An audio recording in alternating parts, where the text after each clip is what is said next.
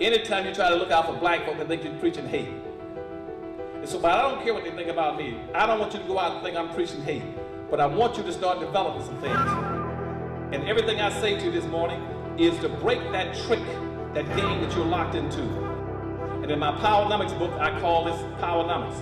Powernomics means learning how to use social economic judo. That's what I'm saying? And I want you to learn how to start flipping the script. We're going to come out of this condition because time is running out. I don't prophesy something's going to happen in the future. I'll tell you the date, the time, and the place it's going to happen. And I haven't missed one yet. Now, your time is running out on us. You're now a permanent underclass. In about another 7 or 8 years, right in the early 20s, only 25% of the people working today would be necessary to even have a job. Only 25% who are working, of those working today will be working by the year 2021. That's the first thing. Second thing is that probably about somewhere between about 40 to 50% of all the black people that were alive in 1998 are going to be dead. And whether you live in Africa, the Caribbean, or America, you're going to die. You're going to die either as a direct or an indirect result of terrorism or natural disasters or man-made catastrophes. Why? Because black folk don't own and control the vital resources necessary to take care of yourselves.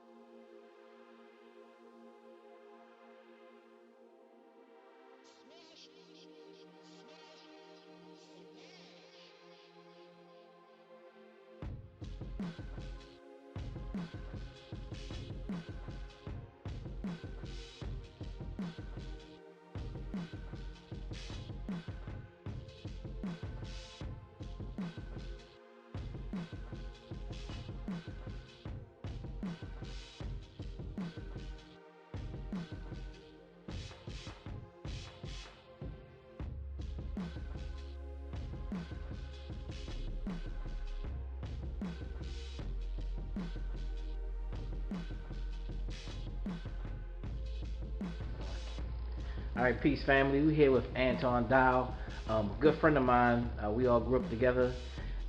We call him Cincinnati. The brother came from Cincinnati here to Baltimore, so we always affectionately called him Natty or Cincinnati, coming from around the way.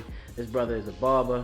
I'm a barber. It's funny because three of our good friends together, we all got into barbering, and that's what we do today for a living. But this brother is doing much more than just barbering.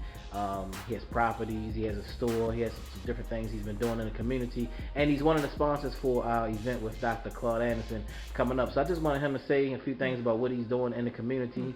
So family, I introduce to you Brother Anton Dial, Cincinnati. Yes, hey, how you doing? Yes, I lived in Cincinnati. I was born in Baltimore, but I came back.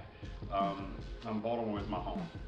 Anyway, I'm a grocery store owner, sandwich shop owner, and I'm a landlord too. I own property, but I've been a barber all of my life.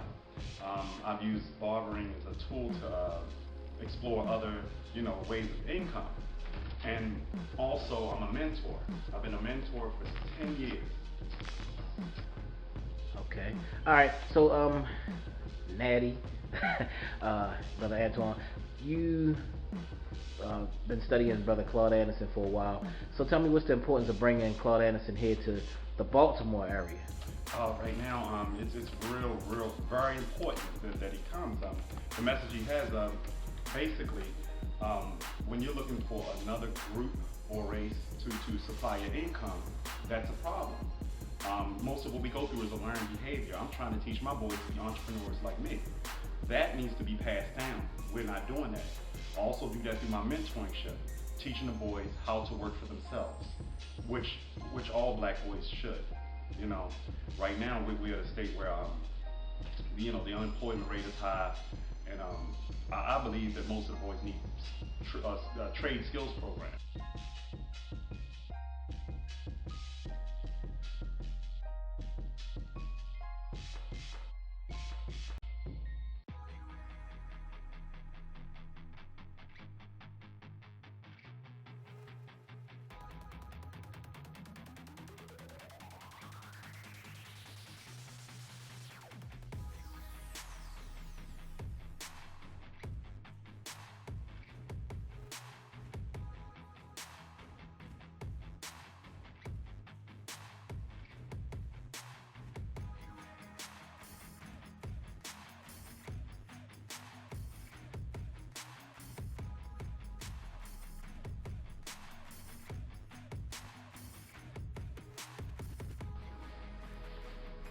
All right, peace, family. Sitting here with Brother Asar and Brother Sankofa.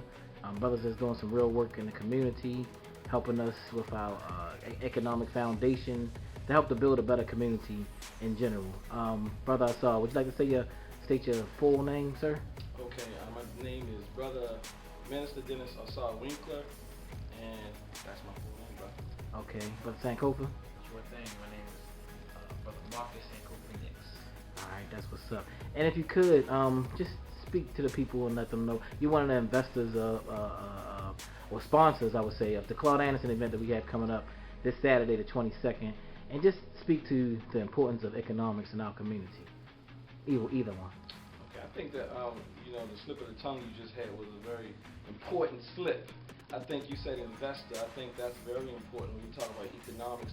We have to begin to invest, into our communities, invest into these type of events. And economics is most definitely a very important part of a component, of everything else that's going on. Like from my standpoint, there's a lot of important things, from media, from spirituality, so on and so forth. I'm not one to dichotomize those type of things, but economics is very important to all of those, because one thing I've realized from my own venture, I could be all spiritual as a minister. However, when I realized that you can't drive anything without money.